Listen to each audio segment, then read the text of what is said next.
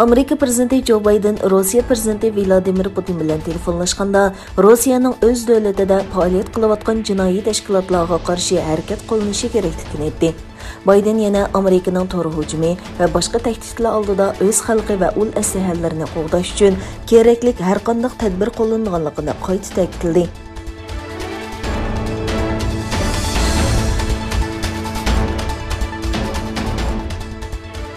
Xitoy ئامېرىكىنىڭ ئىمبارگوسىغا ئىنكاس قايتۇردى. Xitoy hökuməti ئامېرىكىنىڭ texmi ko'p Xitoy şirketlərining Amerika pul muomala bozoriga kirishini cheklash qarorini tanqid qildi.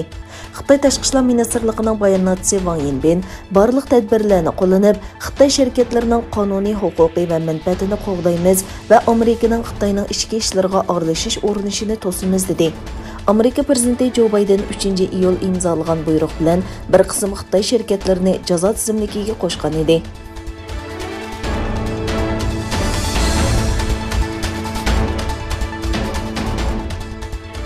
Amerika ve Şimali Atlantik Əhdi Təşkilatının əsgərlərini çəkindirişigə əgişib, Taliban Afganistan'da davamlıq alığı ilgirleməkdə. Bu təşkilat axırı dövlətinin qərbidəki İran bilan çiğralanğan rayonlarda və qərbi şimalidəki Türkmenistan bilan çiğralanğan rayonlarda Afganistan armiyasını məğlub qılıb, çiğra eğizlərini egəlligənligini elan qıldı. Taliban qurolliq unsurlarının bayonotida qaraganda, bu təşkilat İran çiğrasidagi İslam qal'asini və Türkmenistan çiğrasidagi Turkundi rayonini qo'lga tushirgan.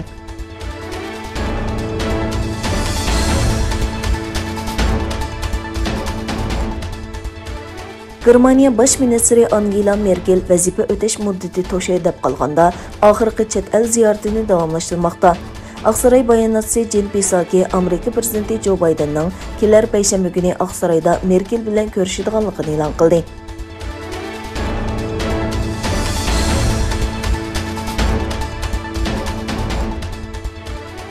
Pakistan İslam Ölemalari Partiyasının rəhbəri və dini alim Mevlana Fazlur Rahman və Pakistan İslam Cəmiyyəti Partiyasının rəhbəri Sirajul Haq Xitay Kommunist Partiyası qurulğanlığının 100 yıllığı münasibəti bilan bayonot e'lon qilib, öz qo'shnisi Sharqi Turkistonda Xitoy tajovuzchilari tarafidan vahshiylarcha bostirilayotgan Sharqi Turkiston xalqi və dəbsanda qilinayotgan islom haqida bir eg'izmi so'z qilmasdan Xitoyni og'zi-og'ziga tegmay maqtab ketgan və uni mazlum millatlarning yonida turgan deb sifatlagan.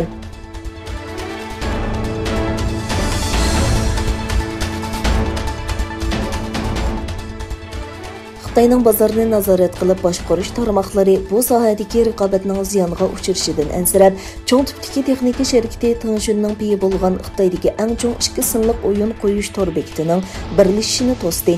Egilinishcha, tېڭشۈن şirkiti bultur Xuya bilan Douyuni birlashtirish planini tunji qatim e'lon qilganda, Xuyaning 36% piyi va Douyuning 3/1 qismiga ega ekan.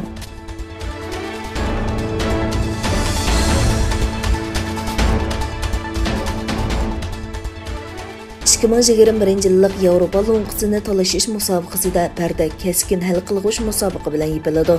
Tarixda tunji qatim hal qilg'uch musobaqaga qatnashgan İngiliz komandasi bugun Turkiya vaqti soat 22 da Londondagi Wembley tantarbiya sarayida ikkinchi qatim bu lo'nqini qo'lga keltirishni nishon qilgan İtaliya bilan musobaqalashadi.